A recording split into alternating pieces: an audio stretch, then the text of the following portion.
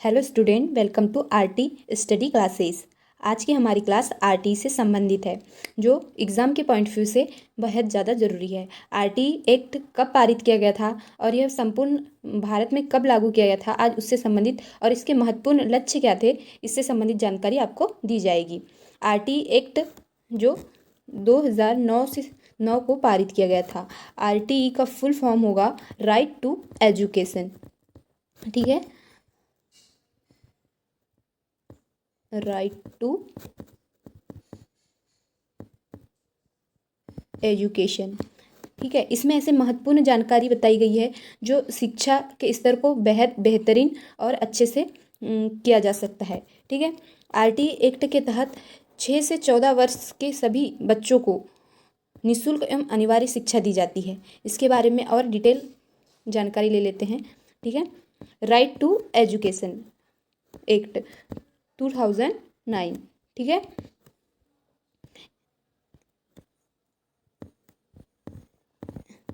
क्या बोला गया है इस एक्ट के तहत? 6 से 14 वर्ष के सभी बालक बालिकाओं को निःशुल्क व अनिवार्य प्राथमिक शिक्षा प्रदान करने हेतु भारतीय संसद में एक कानून बनाया गया, जिसे शिक्षा का अधिकार अधिनियम 2009 के रूप में पारित किया गया। ठीक है, यह क्वेश्चन इस तरह से बनेगा कि राइट टू एजुकेशन से संबंधित शिक्षा मतलब बालक बालिकाओं की आयु कितनी होनी चाहिए, तो वह है 6 से 14 वर्ष के सभी बालक बालिकाओं। ऐसे वाली ये इसलिए इम्पोर्टेंट हो जाता है शिक्षा के क्षेत्र में, क्योंकि कई ऐसे क्षेत्र हैं जहाँ पैसों की तंगी की वजह से या गरीबी की वजह से या फिर कुछ ऐसे डॉक्यूमेंट्स ना होने की वजह से बच्चे पढ़ नहीं पाते हैं। तो इस एक्ट के तहत ऐसे सभी बच्चे जिनकी उम्र 6 से 14 वर्ष की है, वह सभी अपनी शिक्षा ग्रहण कर सकते हैं, वो भी निःशुल्क और अनिवार्य शिक्षा। मतलब अनिवार्य का शाब्दिक अर्थ होता है, इसमें ऐसी कोई कंपलसरी डॉक्यूमेंट्स होना ज़रूरी नहीं है या कोई पैसे नहीं होना चाहिए, बच्चे को नहीं देना पड़ेगा ऐसी शिक्षा जिसका पूरा खर्चा हमारी सरकार उठाएगी। ठीक है, अब इस बिल के बारे में और थोड़ी विस्तृत से जानकारी ले लेते हैं।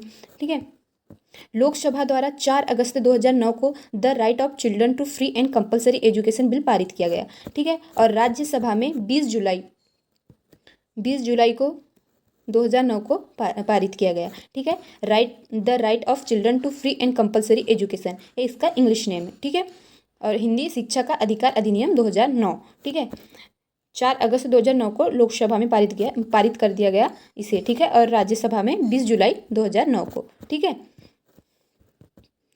ये डेट आप याद रख लीजिएगा, क्योंकि एग्ज़ाम में पूछी जाती है कि लोकसभा में कब इस एक्ट को कब पारित किया गया और राज्यसभा में कब पारित किया गया। ठीक है, तो लोकसभा में हमारा किया गया था 4 अगस्त 2009 को और राज्यसभा में भी किया गया था 20 जुलाई 2009 को। ठीक है, अब पारित किया गया, लेकिन ये प्रभाव में कब आया, ये संपूर्ण भारत में कब लागू हुआ, ये डेट आप भूलिएगा मत, क्योंकि ये डेट बहुत ज़्यादा इम्पोर्टेंट है। ठीक है, 1 अप्रैल 2010 से संपूर्ण भारत में यह एक्ट लागू हो गया। ठीक है, और यह पहला ऐसा एक्ट था जो सिर्फ प्रधानमंत्री के संबोधन मात्र से ही पूरे देश में अस्तित्व में आ गया। मतलब सिर्फ ऐसा था कि इसमें सिर्फ प्रधानमंत्री ने बताए थे कि इस एक्ट के तहत ऐसा ऐसा होगा और यह अस्तित्व में आ गया।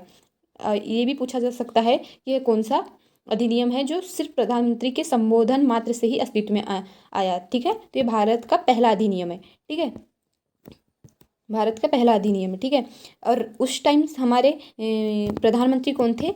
श्री मनमोहन सिंह। ठीक है, और हमारे राष्ट्रपति थी श्रीमती प्रतिभा देवी सिंह पाटिल। ठीक है, और ये भी पूछा जा सकता है, अगर अधिक से अधिक डिटेल में पूछा जाए तो मानव संसाधन विकास मंत्री कपिल सिब्बल। ये आपके सीटेट, केवीएस, एमपीटेट या स्टेट, ऐसे सभी स्टेट और सेंट्रल एग्जाम जो शिक्षा से संबंधित है, इसमें ऐसे क्वेश्चन पूछे जाते हैं। आरटी से संबंधित क्वेश्चन तो पूछे ही जाते हैं।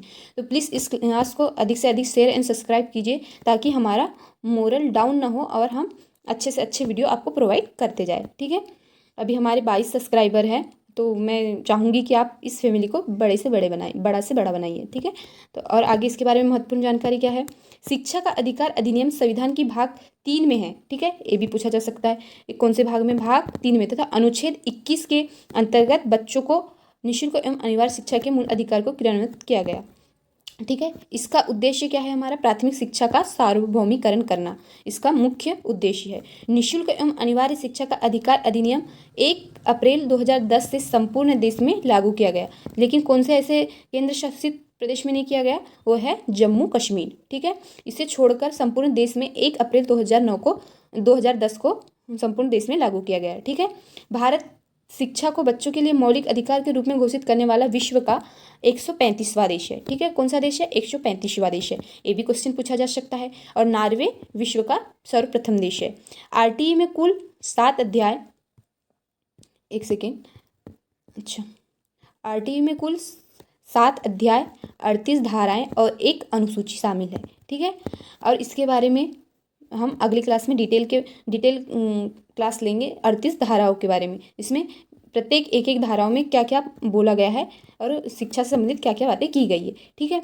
इसमें अनामांकित एवं शाला से बाहर बच्चों के लिए विशेष प्रशिक्षण की व्यवस्था भी की जाती है। किसी राज्य में स्थापित किसी विद्यालय के संबंध में राज्य सरकार उत्तरदायित्व होता है। ठीक है। उसी राज्य सरकार उत्तरदायित्व होगा ये एक्ट को लागू करने के लिए। ठीक है। और क्या क्या महत्वपूर्ण पॉइंट होते हैं इसमें प्रारंभिक शिक्षा से तात्पर्य पहली कक्षा से 8वीं कक्षा तक के सभी ऐसे स्टूडेंट जो 6 से 14 वर्ष के बच्चे हैं इसमें प्रवेश कर सकते हैं। ठीक है।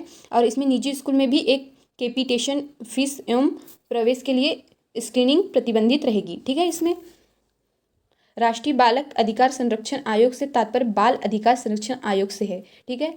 मतलब ये मैं ऐसी जानकारी बता रही हूँ जो आप नोट कर सकते हैं। ठीक है। और ये एग्जाम में, अच्छा, और एक इम्पॉर्टेंट पॉइंट रहेगा हमारा कि इसमें 6 से 14 वर्ष के बच्चों को निःशुल्क एवं अनिवार्य शिक्षा तो दी जाएगी, लेकिन ऐसे बच्चे जो विकलांग है तो उनकी एज और बढ़ा दी जाती है। इसमें 6 से 18 वर्ष के बच्चे, ठीक है, जो विकलांग है। ठीक है।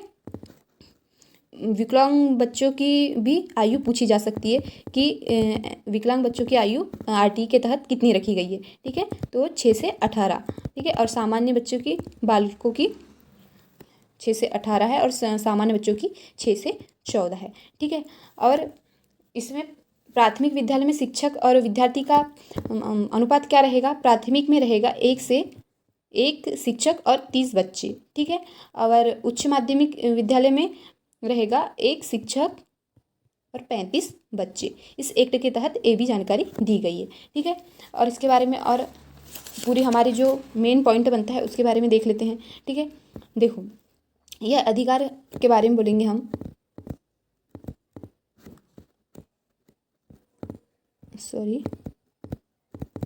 अधिकार के बारे में बोलेंगे। ठीक है। ये मूल अधिकार कब, कौन से अनुच्छेद के तहत है? 21A के तहत। ठीक है। और इसमें यह राज्यसभा में कब पारित हुआ था? ठीक है। राज्यसभा में हुआ था 20 जुलाई 2009। अच्छा, 10 ना कर दीजिएगा, 10 नहीं, 2009। ठीक है। और लोकसभा में 4 अगस्त को। ठीक है। और राष्ट्रपति द्वारा कब इस पर साइन किया गया था? 29 अगस्त। ये आपके मोस्ट एमपी पॉइंट है जो एग्ज़ाम के पॉइंट ऑफ व्यू से आपके लिए बहुत ज़्यादा ज़रूरी है। ठीक है। ये जैसे कि अनुच्छेद पूछा जा सकता है और भाग बताए थे हमने, भाग 3। ठीक है। उम्र क्या रहेगी बच्चों की? 6 से 14 वर्ष इस अधिनियम के अंतर्गत, और विकलांग बच्चों की 6 से 18 वर्ष। ठीक है। इस क्लास को अधिक से अधिक सपोर्ट कीजिए, लाइक कीजिए, सब्सक्राइब कीजिए। और शिक्षा संबंधित जितने भी एग्ज़ाम होते हैं आप इस वीडियो को देख सकते हैं। इससे क्वेश्चन आएंगे ही आएंगे। आरटीई से संबंधित क्वेश्चन आते ही रहते हैं। ठीक है। और प्लीज़ इस फैमिली को बड़ी से बड़ी बनाइए। तब तक के लिए आज की क्लास यहीं समाप्त की जाती है।